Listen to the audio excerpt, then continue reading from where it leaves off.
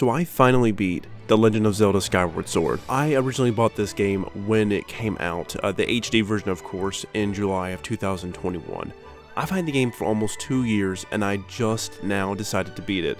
I was making my Zelda video for last week, Tears of the Kingdom, Hopes and Dreams, and I wanted to record some gameplay footage from all the Zelda games that I actually had, so I actually did have Skyward Sword. I went ahead and played it and realized that I never beat it. I got halfway or a little over halfway through the game and just kind of stopped. I think I kind of stopped because I didn't really like it that much whenever I was playing it the first time. There were a lot of parts that I liked about it, but every time a bad part would come up or a part that I didn't like, it was a part that I really didn't like, and I think it eventually just caused me to quit the game. I think another reason I didn't play it was that I saw a lot of opinions online about Skyward Sword as well, and that kind of turned me off from the game.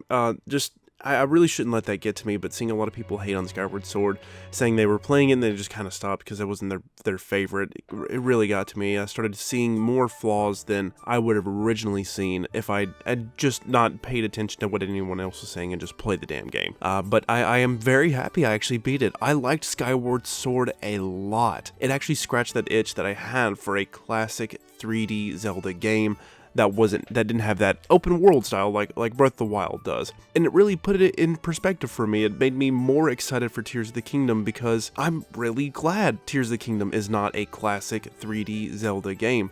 I thought it was fun, I liked that style, but in my last video I said that I want them to combine the new 3D Zelda formula with the old 3D Zelda formula, and I still stand by that, but man, I am very glad that they are not doing that again. The extremely linear step-by-step Zelda.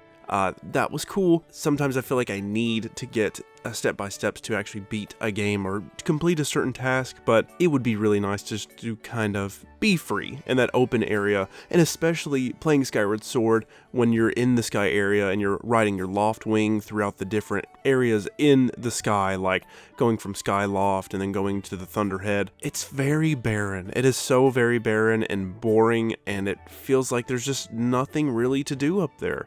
There's a couple of different things, like the pumpkin patch, and there's a treasure chest scattered from all over, and I think there's this one other mini game. I didn't really play it that much, but it was boring. And every time I was up in that area after I'd already seen the trailers for Tears of the Kingdom, I just didn't want to be up there, because I knew it could just be so much better. But then again, it makes me more excited for Tears of the Kingdom, because you can actually go between the different sky islands now and just be completely free. I'm very excited for that, but this video isn't about Tears of the Kingdom, it's about Skyward Sword. I got it when it released in July of 2021. I just now beat it in 2023, April, so almost 2 years later.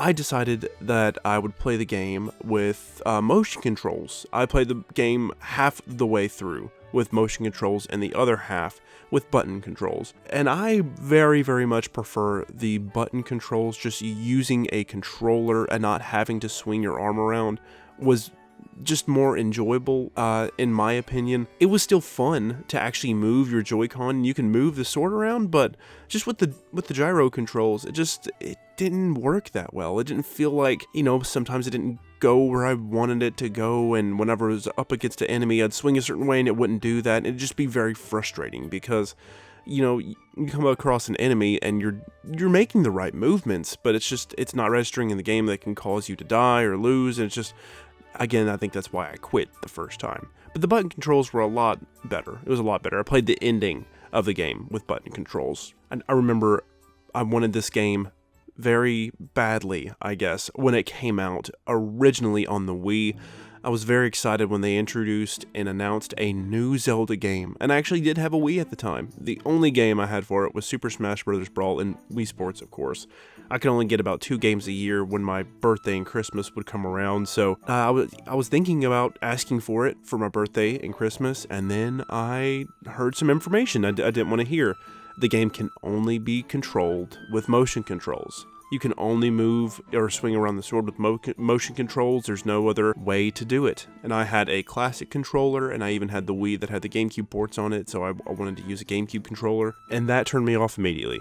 I was done. I did not want to play the game in motion controls. I was completely out, and I never even thought about playing it again. Every now and then I'd see it on YouTube or see some cutscenes, and funny enough, I actually watched the ending cutscene to Skyward Sword years ago because I just wanted to know how it ended, and I won't get into spoilers yet, but that was just kind of my experience with it.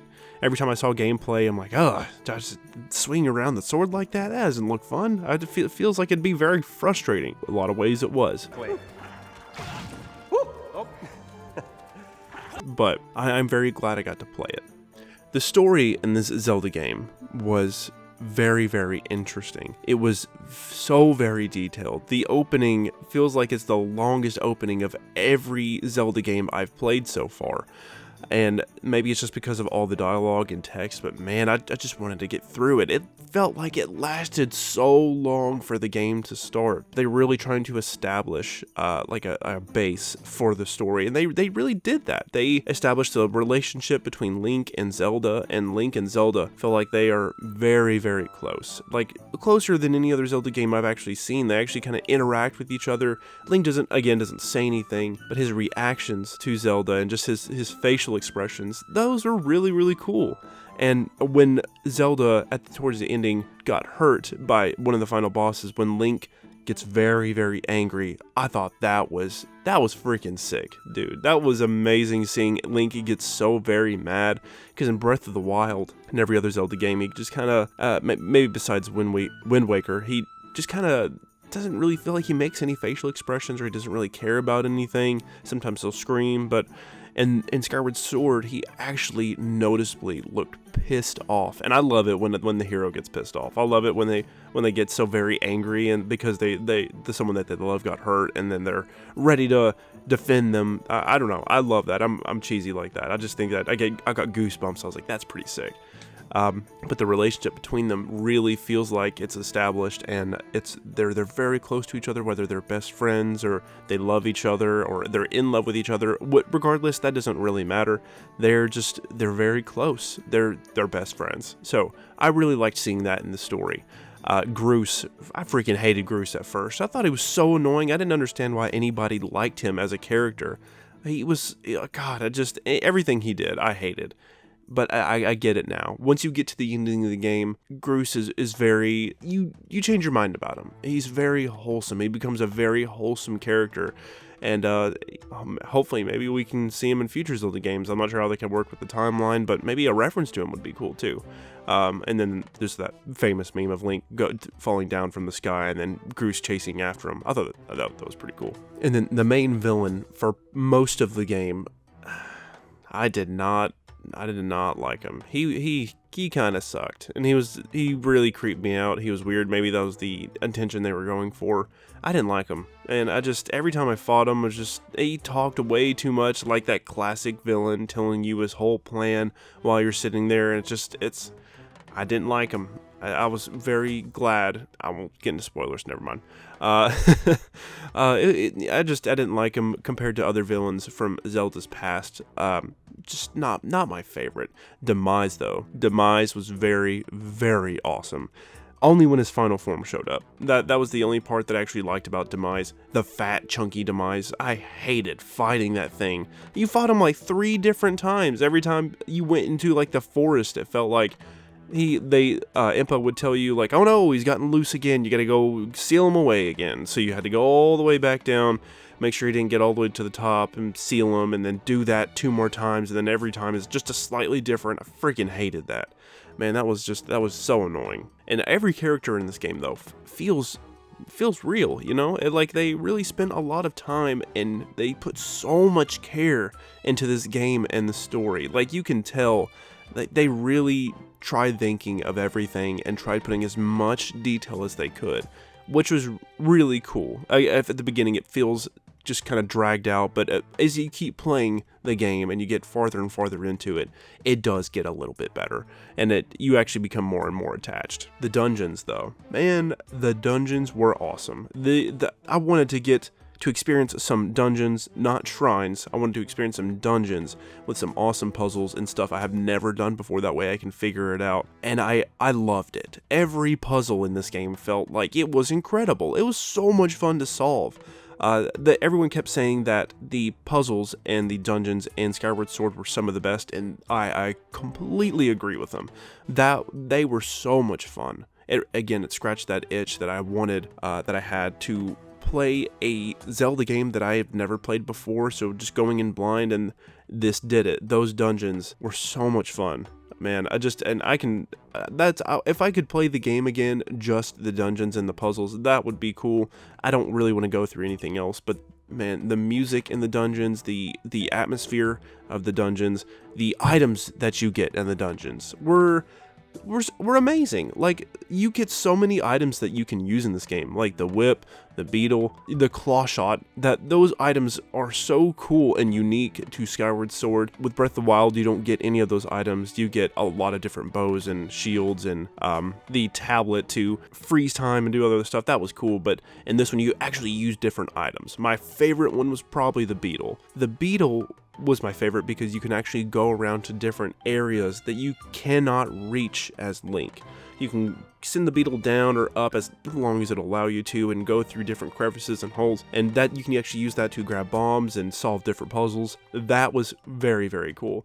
I kept forgetting you could use that to even solve puzzles. Like, there was this small key that I had to grab, and it was far down below. I kept trying to jump off and get it as Link over and over and over. I tried using claw shot, and I could not grab it. I couldn't. I was like, how the heck do you get this thing? This doesn't make any sense. And then I remembered. I was like, God, I'm such a freaking idiot. And this was like towards the end of the game. I just kept forgetting you could use that to go to different areas that you couldn't before. So that was definitely my favorite. But back to the dungeons, I got a little off track. Again, probably the best dungeons I've ever played in a Zelda game. My favorite dungeon area was the Lanayru area. I think that's how you pronounce it, Lanayru. The time shift stuff was so cool to see, not just from a puzzle perspective, but from a hardware perspective, like hardware limitations for the Wii. I don't understand how they did that, because it kind of reminds me of the SSD that the PS5 uses, kind of like in the Ratchet & Clank game, Ratchet & Clank Rift Apart. Whenever you hit that crystal and everything around you changes, it's the entire world completely changes to a completely different world within a snap. It doesn't change the entire world in Skyward Sword when you use that time shift stuff, but it's like a section of the map or a portion that you're walking around, and it just changes. It changes everything, though. It like changes the scenery, and you can even put it in this little pedestal, and it'll expand it. And that was incredible, and the way that you can actually use that to solve puzzles was also amazing. Like, you had to get in a certain area to make it be like the old area that it used to be, using that time shift stone. You had to go back to the old area, and that was just really cool. Like, that was a really fun puzzle to solve. Sorry, there's a truck. I'm waiting for the truck. Is someone mowing their freaking lawn? The bosses in these dungeons, like the mini bosses, I guess, if they really even had those, they were a little iffy. I think it was mainly due to the button controls and the motion controls. It limits how you can kind of approach each mini boss. But I don't actually really remember anything. Again, it's over a period of 2 years, but I don't remember fighting any mini bosses. I guess I'll have to go back and check, but I mean, if I don't really remember it, doesn't really seem like it'd be that important, I guess. I remember the main boss, Girahim. I'm not sure how to pronounce it, but the mini bosses were a little bit lacking, but it makes up for it with the puzzles in the dungeons. And then going back to each dungeon or each area for the Song of the Hero after you collected every Chaos Flame or every flame to make the Master Sword. Oh my god. I knew that was coming. I knew it was coming because that's how I heard that was a huge complaint. And then the game makes you go back again to get the Song of the Hero. Yeah, it's so fun when the game grinds to a fucking halt. And then once I approached, I was like, maybe it won't be that bad. And oh god, it was bad. After you think you're done with everything, after you collect everything that you need, and you go here, and then they tell you, oh, actually, you need to go here, and you go there, and then you go actually to the big thing flying in the sky, and then you save him, and then he says, actually, you need to go to each 3 different places again and solve a different puzzle or collect this thing again. And it's just, oh man, at that point, I was just ready to beat the game. That sucked. I did it in one day. It didn't take that long, but it's just, when you're so close to the ending, and it felt like this was such a long game. Like, I'm pretty sure I put almost 40 hours into just the story. I don't think I really did any of the side missions. If I did, it wasn't for that long. And maybe it was just me, but it felt like it took such a long time to beat this dang game. Man, it was a lot longer than I wanted it to be. I liked the game. I didn't love it, but I did like it. And the music in each area too. I didn't even talk about the music yet. The music is very good. Like right now I can even hear the music in Skyloft in my head. It's very, very Zelda-y, if that makes sense. Way more, I guess, in-depth than Breath of the Wild. Breath of the Wild was a very minimalistic soundtrack, which I still like the soundtrack from Breath of the Wild. But it was nice to hear a soundtrack from Zelda, a classic soundtrack that I actually haven't heard before. And each area had its own music, and I can hear the music in the sky, and each dungeon. It was really cool music. Not my favorite, but it was very, very good. I liked it. I liked it a lot. And creating the Master Sword, that was very cool. To actually create the sword that Link has used in every single Zelda game, you got to go on a quest to actually create that thing. That was awesome. I really liked that aspect of it. It took a long time, but when you finally get that Master Sword, when you finally create it, and Link holds it up, and you actually get to swing around with it, that's very, very cool. They made that very, very interesting. I'll go ahead and get into spoilers now, because I think I've talked about everything I've wanted to so far about the story and everything else. So spoilers are coming ahead. If you want to play the game, go ahead and go play the game. If not, I'll talk just a little bit about spoilers. So this is just basically the ending of the game. Whenever you beat Demise, which by the way, Demise's final form was so damn hard. Man, maybe it was just the button controls and the motion controls again. Skill issue. But it just, you had to swing it a certain way. Maybe it's just my impatient ass. I didn't like, you have to kind of watch him where he's holding the sword and swinging it in the opposite way. But even then, it felt like that didn't really work. You just had to keep swinging until you actually got to hit him. And then parry, or not parry, but you can like perfect block, basically, from like Smash Bros. And that fight was very, very hard. That took me like 4 or 5 tries, which doesn't sound a lot, but usually it doesn't take me that long to beat a boss in The Legend of Zelda. But the getting introduced to Demise, and when you beat Demise, his final form, he explains why Link, Zelda, and Ganondorf keep coming back in every Zelda game. Because eventually, if you play the Zelda games, you'll learn that every Link, every Zelda, and every Ganondorf, maybe for the exception of a couple of games, are not the same. Every Link is a different incarnation, and every Zelda is a different incarnation, and they just keep getting reincarnated over and over and over, and the same thing kind of happens over and over again. The fact that they even brought that up and explained why that happens in this game, that made it so much more enjoyable. And that was the cutscene that I was talking about earlier that I actually saw on YouTube. Before I even played the game or even knew about the game. I saw that years ago. And even when I saw that, I was like, that is so cool. I love that. I love that they put that detail in the game and explain why they keep coming back. They didn't have to do that, but it was really, really sick that they did. And when Demise, I guess, killed Girahim, or he sacrificed him for a sword, or he went back into a sword, whatever. Girahim was gone. He was completely gone. Didn't have to worry about him anymore. I'm glad that he was gone. I'm glad he died. The sword fell apart towards the end. Good. I hated him. I hope he never comes back. I did not like him. I did not like the boss. Good that he's gone. Glad that he's dead. I'll probably go ahead and put it in the video, but this part right here.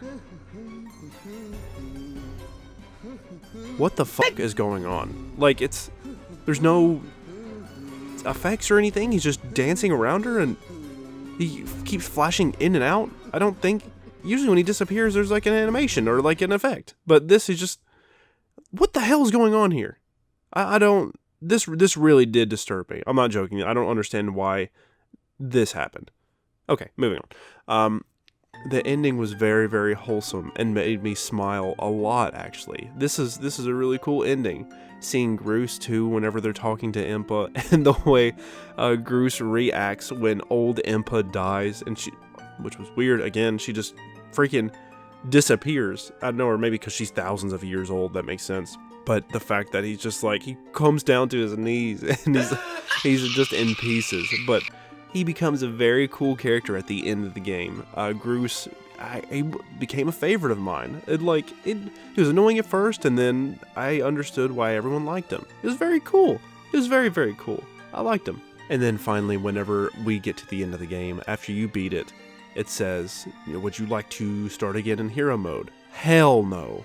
Hell no. I am probably never going to beat this game again. I did say I liked it a lot. The dungeons were fun. I'd play it again just for the dungeons. Everything else, it seems like this is a pretty positive review-ish, if that's what you want to call it. But no, I don't want to play this game again. It was good. It's a one-and-done type thing. I'll never play it again. Man, just the fact with the... Again, it's just the motion controls and the button controls. It really... I just wish they just made a normal Zelda game, but other than that, it's just all the dialogue and then going back and forth for every single thing, like the song of the hero, and then going back and forth in the sky to collect different things. And if you're on the ground and your shield breaks, you want to get another shield, you have to go all the way up into the sky, unless you get the Hylian shield, which is indestructible, but I didn't want to take the time to do that. So it's, man, and that's what I'm excited again for Tears of the Kingdom, is that you don't have to do that. You don't have to just complete a certain task and then go do a different task and then go do a different task and then have to go up here and then down there, or you can't go there yet. Like, for Tears of the Kingdom, it makes me really do appreciate that they did change the formula. Before I was a little salty about it, but now as an adult playing a Zelda game I've never really played before, I get it. No more linear. I'm excited for that open world, that freedom. That's really what I'm excited for. Skyward Sword, bottom line, good game, great game even. Great puzzles, dungeons, music. The story's very interesting. There's a lot of things that are very annoying with it that I would prefer not to be in the game. But overall, very good game. I'm glad I beat it. Now I've beat almost every single 3D Zelda game except for Wind Waker. If they can actually put that damn game on the Switch, I'll gladly play it, just like I did Skyward Sword. But again, great game. Great game. I guess that's going to do it for today's video. It was a little bit more laid back, less scripted, but I just wanted to talk about Skyward Sword. I didn't even plan to making a video about this game, but I beat it and I really wanted to talk about it because I love Zelda, and I'm glad I got to play this game and experience it and understand why some people were saying the things that they said. Next time when I play a Zelda game, I probably won't watch anybody review it, just to really get my 100% thoughts on the game without being swayed a certain way. Thank you so much for watching this video. It's all over the place, but I appreciate you watching even just a second of it and just hearing me talk about video games and other stupid stuff like that. So thank you so much, guys. I hope you all have a wonderful, great day. Thank you.